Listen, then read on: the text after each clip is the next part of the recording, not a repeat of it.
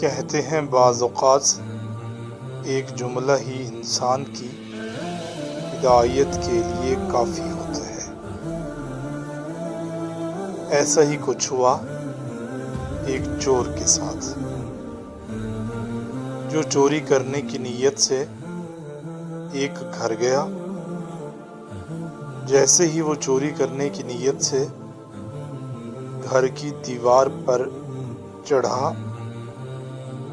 تو اس نے دیکھا کہ گھر کا مالک قرآن مجید کی تلاوت کر رہا ہے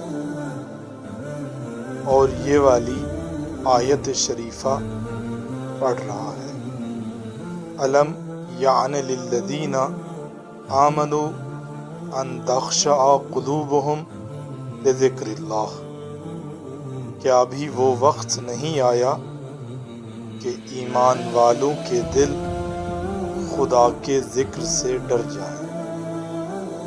تو دل ہی میں کہتا ہے یا اللہ میرا وہ وقت آ گیا ہے، اور چوری کرنے سے ہمیشہ کے لیے توبہ کر لیتا ہے۔